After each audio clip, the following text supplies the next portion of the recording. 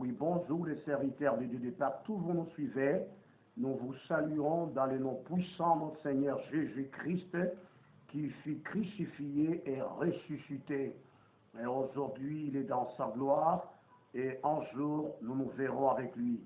Que Dieu vous bénisse et nous vous saluons tout ce monde qui est abonné sur la chaîne et nous vous saluons tout le monde qui nous envoie des invitations. Que le Seigneur vous comble et que le Seigneur vous aide. Nous sommes également de retour parce qu'à chaque instant, nous venons pour relever les défis qui ont été lancés parce que nous ne savions pas qu'il y aurait un docteur qui s'appelle Jean-Fils Aimé, qui est un faux docteur en réalité, parce que les faux sont nombreux. Ça, c'est pas étonnant parce que même le Seigneur Jésus-Christ l'aurait déjà prédit pour dire qu'il y aurait les antéchrists.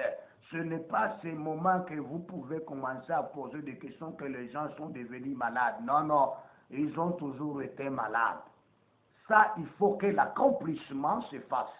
Et quand bien même il y a ceux-là qui se sont élevés, qu'on appelle les antéchrists, qui se nomment les animistes.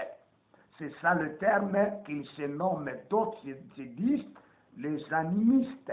C'est-à-dire, quand on dit un animiste, c'est tout simplement les antéchrists qui sont venus contredire l'enseignement de notre Seigneur Jésus-Christ. Et bel et bien, là, ça doit toujours être là. Parce que s'ils ne sont pas là, donc l'accomplissement de la prophétie de notre Seigneur Jésus-Christ n'aura pas le moment de s'accomplir. Parce que tout ça se passe à notre présence et nous voyons, nous entendons. Que cela, ça ne vous décourage pas. Que cela, ça ne vous nuise pas. Soyez toujours branchés sur la chaîne. Nous vous invitons à vous abonner, nous vous invitons à liker, également à prendre le temps à partager avec les autres. Parce que, une fois vous partagez, vous allez sauver la vie des autres. Que Dieu vous bénisse. Je pense avoir parlé quand les docteurs Jean-Fils Aimé du Canada auraient lancé ces vidéos parce que j'ai toujours dit que non, c'était en retard, que je suis tombé sur de telles vidéos. En tout cas, elles sont nombreuses. Il y a d'autres qui font toujours parler, donc en tête reposée, nous allons encore revenir. Je pense avoir également éclairci au sujet de la résurrection de Jésus-Christ, dont Jean-Fils Aimé aurait dit que non, le récit qui se contredit lui-même. Je suis certain que quand même le spectacle a été déjà accompli aux yeux de tout le peuple qui nous suit, aux yeux de ceux-là qui étaient tellement soifés de comprendre quelle est la raison des différents écrits de Matthieu, de Marc, de Luc et de Jean qui est autoptique. Je vous avais dit qu'il y a trois façons qu'il faut traiter un récit. Le récit que vous savez, si Jean-Fils Aimé avait du mal à comprendre pour dire que non, non, comment est-ce que ça fait-il que le récit de Matthieu parle de témoins, de Marc va nous parler de trois témoins, mais de Luc, nous allons comprendre qu'il y a plus de témoins. Je dis que, ça je reprends parce que je vais relever les trois raisons que Jean-Fils Aimé a évoquées pour dire que Jésus n'était pas ressuscité. La première raison, il a inventé à ce qui concerne le récit. Je pense que cela déjà a été épinglé. Je vous ai parlé au sujet des synoptiques et l'autoptique. Je dis que si vous voulez comprendre le récit, la première des choses, vous devez d'abord vous baser sur le moment ou le temps auquel l'événement s'est déroulé. Matthieu parle un temps autre, que c'était le grand l'aube, c'était à l'aube.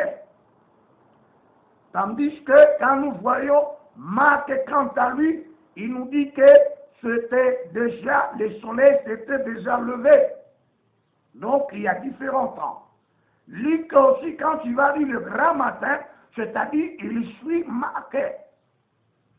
Il suit Marc. Parce que, quand on parle le matin, donc nous comprenons que ça commence des 0h jusqu'à 11h59 et c'est un tierce. Donc le soleil devrait se lever. Après Marc, il y a lui qui va parler de temps le grand matin. C'était après le temps de Marc. Le soleil s'était déjà levé. C'est de là qu'il y a eu des complications avec Jean-Fils Aimé. Il n'a pas compris le récit de chaque évangéliste. Tandis que la deuxième des choses qu'il faut faire, le second élément, j'ai parlé, vous devez vous baser sur l'autoptique de Jean. Jean qui nous fait voir qu'il était également sombre.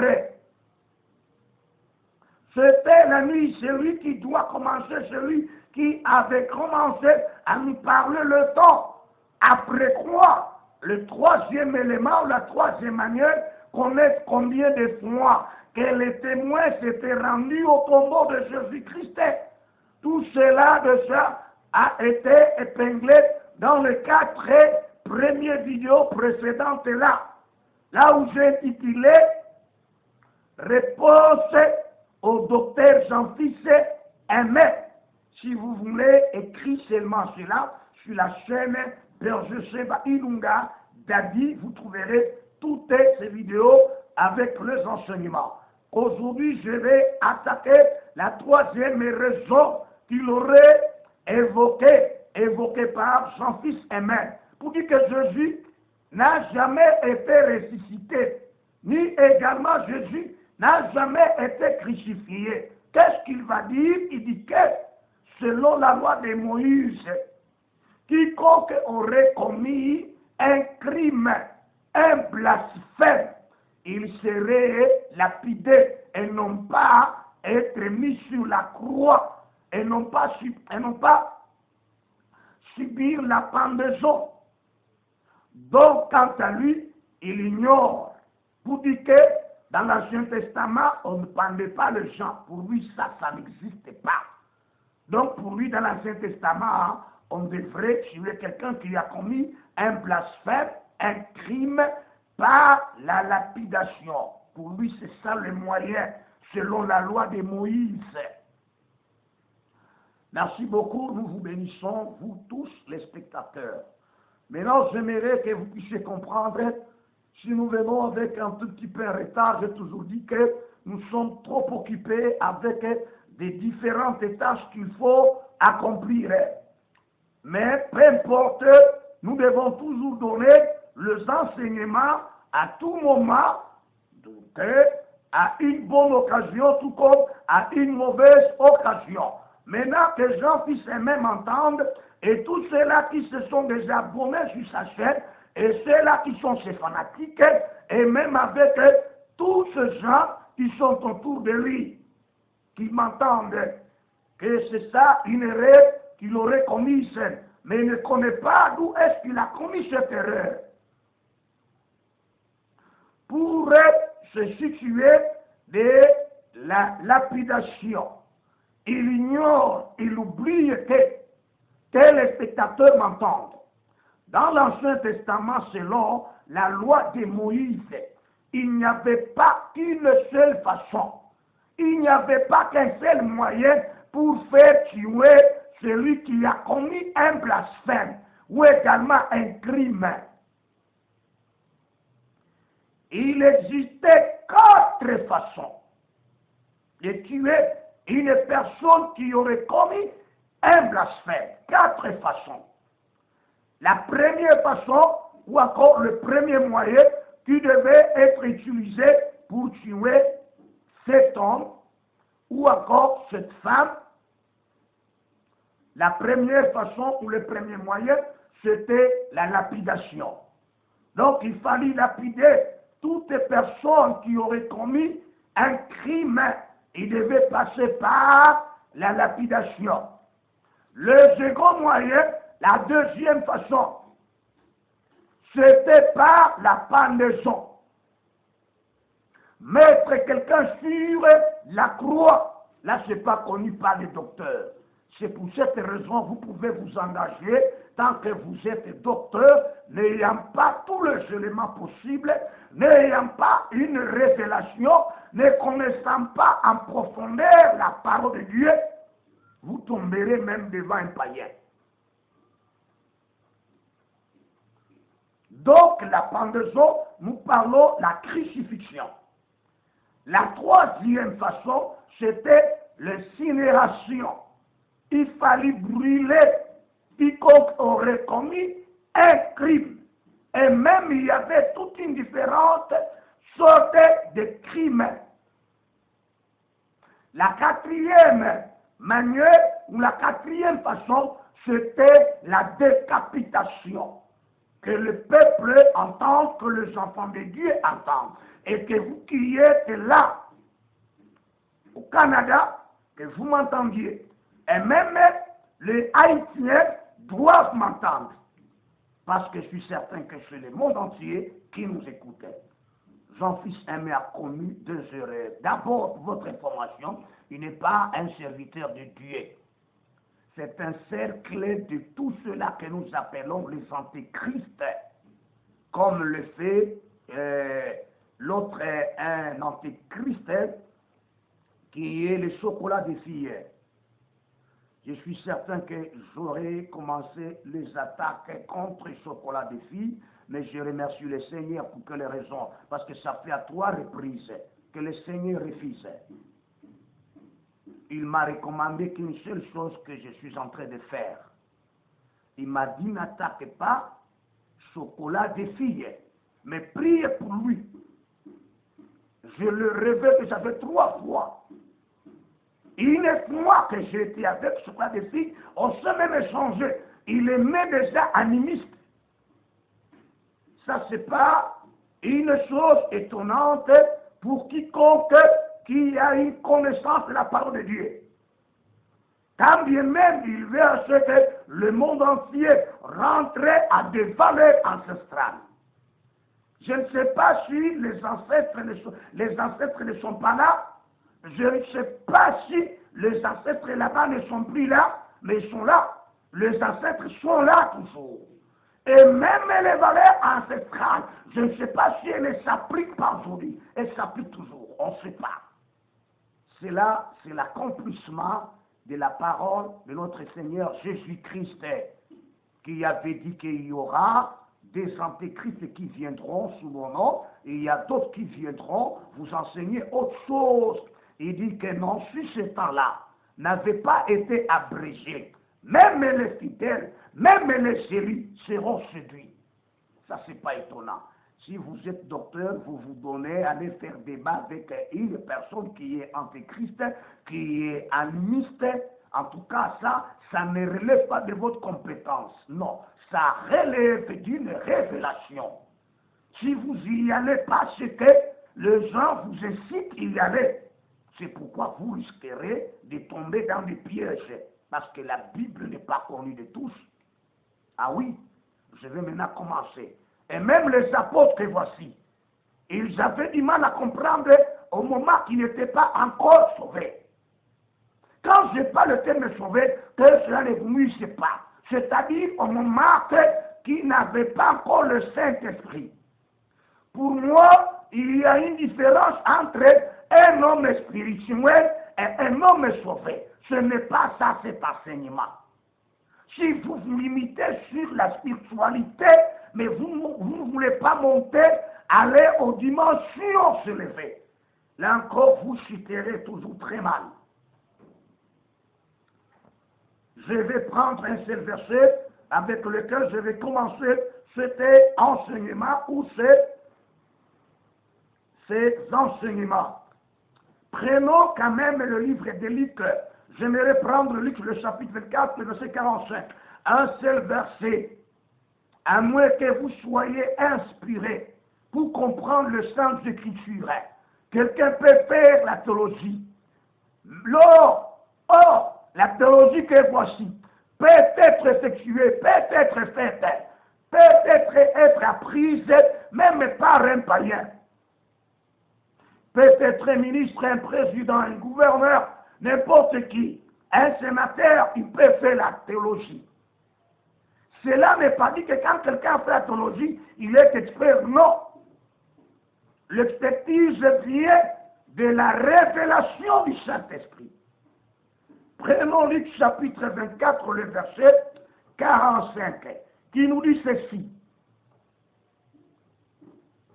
Alors, il est ouvrit l'esprit, c'est Christ, après sa résurrection. Alors, il est ouvrit l'esprit, afin qu'il comprisse les Écritures. Tu vois, quand bien même les disciples se donnaient, à un certain moment, connaître les enseignements qui ont été faits par le Seigneur Jésus-Christ, ils avaient également du mal. Il ne fallait pas que le Seigneur déjà ressuscite et monte au ciel, sans pour autant souffler sur eux. Et que le Seigneur leur ouvre l'esprit. Si votre esprit est fermé, vous ne saurez pas comprendre les Saintes Écritures comme Jean-Fils aimait. La plupart des gens se disent docteur, prophète, bishop, avec des titres tellement excessifs, hein, mais en réalité, dans la tête, il n'y a rien. Ça, ce n'est pas étonnant, c'est la raison pour laquelle, quand vous essayez d'aller faire un débat avec un animiste et parfois avec un antéchrist, et vous tombez, vous échouez. Parce qu'il y a quelque chose que vous manquez. Ça, c'est tout à fait un petit conseil que je vous donne. Ne faites pas le débat parce qu'il y a les gens qui vous incitent, qui vous invitent à aller faire le débat. C'est pas ça. C'est pas ça. Nous enseignons que le monde croit à notre Seigneur Jésus-Christ et qui donne la vie à notre Seigneur Jésus-Christ. Ce n'est pas seulement Jean-Fils aimé les menteurs, il y a également les prophètes, les faux prophètes, Guillaume Kofi, ils sont tellement nombreux. Ça ne peut pas vous provoquer parfois des mal à l'aise. Non. Il y a beaucoup. Et même Tounas, il est toujours fort. Ils sont nombreux, ils sont là. Maintenant, je vous ai montré les 4 moyens par lesquels on devrait tuer cette personne ou cette femme. La première façon, c'était par la lapidation. La seconde façon, par la pendaison ou la crucifixion. La troisième façon, par l'incinération, brûler quelqu'un. La quatrième façon, c'était par la décapitation, couper la tête. Maintenant, j'aimerais que Jean-Fils aimait. Je lui envoie un défi qui relève sur ce que je vais parler ici, le crime au sujet de celui qui doit être lapidé. Là où il a dit que Jésus ne serait pas crucifié parce que selon la loi, il devrait passer par la lapidation d'après la loi de Moïse. Il a oublié qu'il existait 4 moyens de tuer quelqu'un. Ça peut même être plus. Mais moi, j'ai donc 4 ici. Je commence maintenant. Qui est-ce qui était censé être tué par la lapidation? Jeter les pieds sur cette personne. Prenons le livre de Lévitique, le chapitre 20. C'est de là que je vais parler le verset 27. Je parle de la divination que je vais parler parce qu'il me faut que je donne toute une liste de crimes parmi lesquels que Jean-Fils aimait va me tirer un seul crime qui devrait faire à ce que Jésus soit lapidé et non pas crucifié. Je vais donner même la raison pour quelle façon que Jésus a été crucifié. Selon toujours l'Ancien Testament. Commençons. On devrait tuer quelqu'un qui aurait commis un crime ou un blasphème. Celui qui évoque le mort. Donc, qui applique la divination. Lévitique, prenez seulement le chapitre 20. C'est sur ce chapitre 20 que je vais parler et je vais prendre le second chapitre. Chapitre 20, le verset 27 parle de la divination. Tout cela qui s'adressait aux morts, il devrait être lapidé. Celui qui faisait passer les enfants au feu, il devrait être lapidé. C'est de cette façon. Si vous lisez toujours le même chapitre, le verset 2, le verset 6 et le verset 8. Celui qui maudit son père ou sa mère, il devrait être lapidé. Le verset 9. Le même chapitre 20. Celui qui commet l'adultère avec une femme mariée, il devrait être lapidé. Le verset 10. Celui qui couche avec la femme de son père, il devrait être lapidé. Le verset 11. Celui qui couche avec sa belle-fille, le verset 12, il devrait être lapidé. Celui qui couche avec la mère et la fille, il prend toutes les deux personnes, la maman et la fille, couche avec ces deux personnes. Il devrait être lapidé, le verset 14. Tout celui qui appliquait l'homosexualité, il devrait être lapidé, le verset 13, dans le même chapitre de Lévitique 20. Comme le catholicisme qui admet l'homosexualité, ce chapitre devrait être lapidé. On devrait lapider celui qui couchait avec une bête, avec un animal. Il devrait être lapidé. Le verset 15 et le verset 16. Celui qui est une femme qui couche avec l'un des membres de sa famille, avec sa sœur, tout comme avec le grand frère, alors on devrait lapider cette personne. Le verset 17. Celui qui couche avec une femme qui est à l'indisposition, aux règles, toute cette personne devrait être lapidée au verset 18. On lapide celui qui couche avec sa tante, le verset 20. Ça, c'est connu de tous. On lapide celui qui prend la femme de son frère, le verset 21. On lapide celui qui fait l'image taillée ou en fonte, Deutéronome maintenant. Deutéronome chapitre 27, le verset 15, comme le catholicisme. Tous ces gens-là devraient être lapidés. J'aimerais, quand je cite toute la liste, que Jean-Fils Aimé relève un crime, un blasphème commis par Jésus, qui en réalité devrait lui faire être lapidé, et non pas être crucifié. Tu vois les mensonges de ce docteur Jean-Fils Aimé. On devrait lapider celui qui méprise son père ou sa mère. Prends toujours Deutéronome 27 là, le verset 16. Il devrait être lapidé. Celui qui déplace les bornes, quand il y a des bornes là-bas, des parcelles, ou encore des endroits, toi tu viens, tu déplaces ces bornes-là pour mettre encore d'autres bornes à une autre limite. Il devrait être lapidé au verset 17. Le même chapitre de Deutéronome 27. Celui qui regarde un aveugle dans le chemin, un aveugle qui est là, toi tu le gardes, on te prend, on doit te lapider. Le verset 18. Celui qui porte atteinte aux droits de l'étranger, de l'orphelin et de la veuve, il devrait être lapidé. Le verset 19. Celui qui couche avec sa sœur, fille de son père ou de sa mère. Ton père avait une femme avec laquelle il a eu 2 enfants. Après quoi, elle meurt, cette dame-là. Le père encore s'engage à prendre une autre femme, avec qui encore il va avoir d'autres enfants. que les enfants de l'un de l'autre ne peuvent pas aller coucher avec leurs frères ou leurs sœurs. Une fois on attrape de telles personnes, ils devraient être lapidés. Lisons le verset 22, toujours en Deutéronome.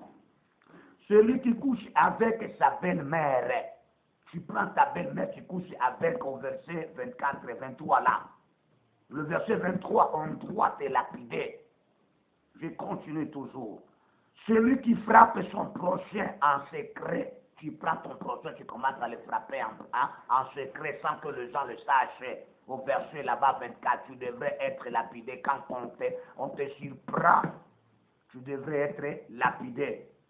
Celui qui reçoit un présent pour répandre le sang innocent, le sang de l'innocence, au verset 25, le même chapitre de Deutéronome, chapitre 27, toutes ces personnes-là, c'est ces personnes que nous retrouvons dans les gouvernements.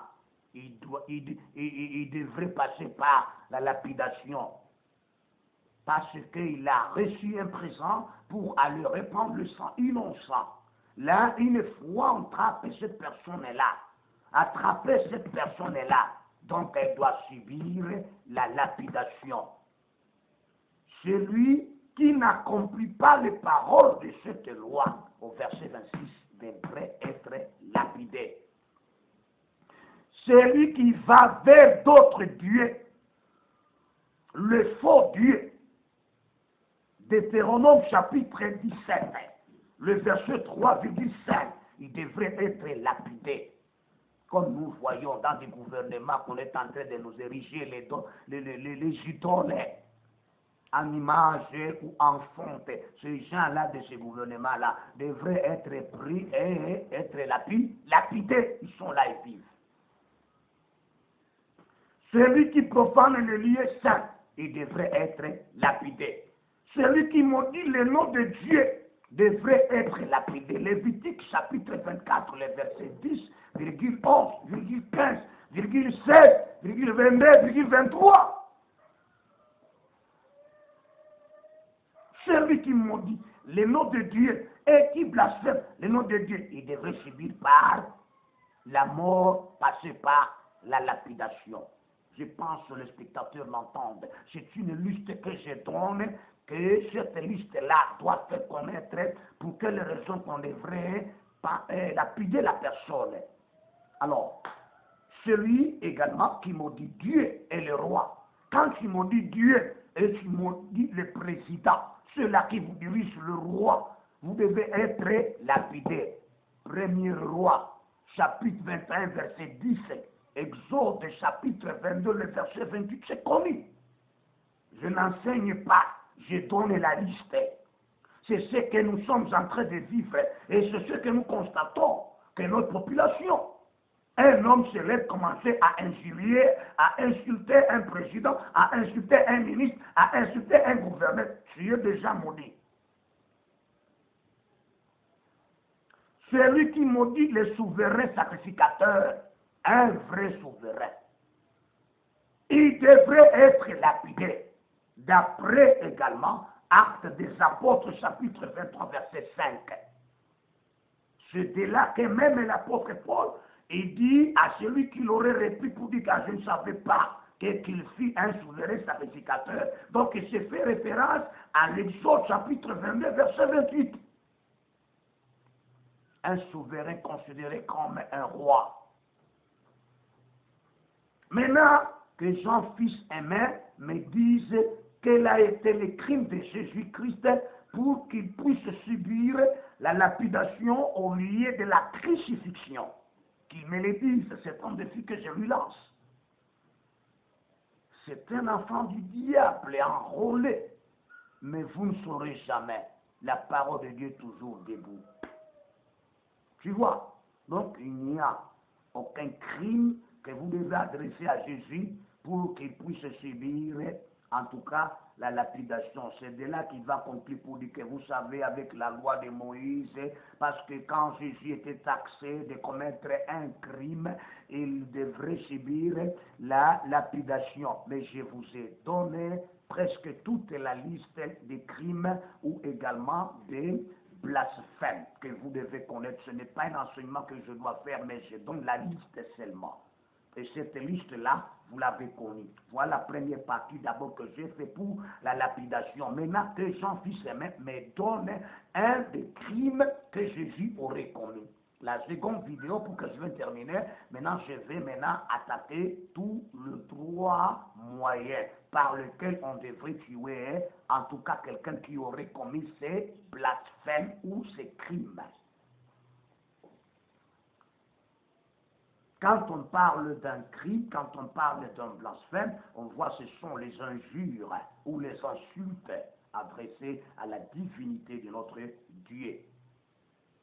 Voilà que le Seigneur vous bénisse, c'était le berger Sheba Ilungadadi qui vous a fait voir que s'il y a l'homme, même si c'est toi qui es spectateur, qui m'entend, ou vous êtes la spectatrice, parfois de son fils aimé, et que vous trouvez un crime qui aurait commis par Jésus-Christ pour subir la lapidation, que vous me le disiez, alors là, cette fois-là, vous pouvez avoir raison. Mais jamais, vous n'avez aucune raison. Ce sont des aberrations que vous êtes en train de faire. Donc, des jugements précoces que vous faites, qui n'ont pas de base, qui n'ont pas de fondement. Que Dieu bénisse les spectateurs, que vous ne puissiez pas, en tout cas, être parfois piqué par les enseignements des faux prophètes, les enseignements des faux docteurs. Si parfois la Bible nous parle à ce qui concerne que non, s'il y avait des faux prophètes dans les temps anciens, qu'il y aura aussi des faux docteurs. Ils sont nombreux tellement. Le diable les a enrôlés. Pour quelles raisons? Le diable veut les utiliser contre la parole de Dieu, contre la Bible, contre les hommes de Dieu, pour qu'ils puissent avoir le temps de faire tomber la croix. La croix est toujours debout. Jésus était ressuscité. Si vous ne savez pas, pose la question au diable, pose la question aux démons. Les démons connaissent bien. Vous savez qu'il y a beaucoup de gens qui ont été les satanistes, les occultistes à qui le Seigneur a fait grâce. Ils ont quitté l'occultisme, ils sont venus rejoindre la parole de Dieu. Ils vous témoignent combien est-ce que le diable reconnaît que Jésus était venu sur la terre. Quand bien même nous sommes en train quand même de vivre certaines choses comme des imbécilités, pour dire quelqu'un qui vient, qui se lève et dit que non, Jésus, c'est tout à fait une mythologie. Jésus n'a jamais existé parce qu'il n'y a pas de documents, ainsi de suite. Il y en a tant de documents. Quand bien même vous dites ça, le diable quand même vous parle le contraire. Hein? Il connaît même les démons là. Même les anges dessus connaissent bien que Jésus était bien réel sur cette terre. Que Jésus était mort sur la croix. Ils connaissent cela. Il y a d'autres qui ont quand même eu cette expérience, c'est de là qu'ils ont appris. Et il y a d'autres qui connaissent bien que moi j'ai connu donc l'avènement de Jésus-Christ pour prendre son église où c'est à l'école de magie. Et il y a beaucoup qui vous disent ça. Là, vous les entendez. Maintenant, après quelqu'un comme Jean-Fils Aimé qui va dire pour dire qu'en tout cas, l'avènement de Jésus, Jésus ne viendra pas. Je vais encore relever ce défi-là que vous avez lancé. Mais le diable dit le contraire. Hein? Les anges de Dieu là disent le contraire par rapport même à vous qui êtes les docteurs là-bas. On ne sait pas de quel doctorat que vous avez en tout cas fait. Votre doctorat est tombé. Vous n'êtes même pas un docteur. Vous êtes un antéchrist. Mais vous portez de tels noms pour que les gens aient peur de vous. Non! Que Dieu bénisse les spectateurs et les spectatrices de partout où vous êtes. Le Seigneur viendra. Oui, le Seigneur viendra. Le Seigneur était mort sur la croix et il est même ressuscité, monté au ciel. Si sa mission n'avait pas été bien comprise, je vais venir encore en parler, que Dieu vous bénisse. C'était le berger Sheba Ilungadadi. Moi, je suis berger de la République démocratique du Congo. Si vous me cherchez, en tout cas, vous avez parfois qu'à écrire sur la section des commentaires. Nous sommes là. Que Dieu vous bénisse. Et nous vous invitons de vous abonner pour être édifié dans votre foi, dans votre ministère, et que vous ayez les armes défensives et offensives avec lesquelles vous allez faire face contre l'ennemi. Amen.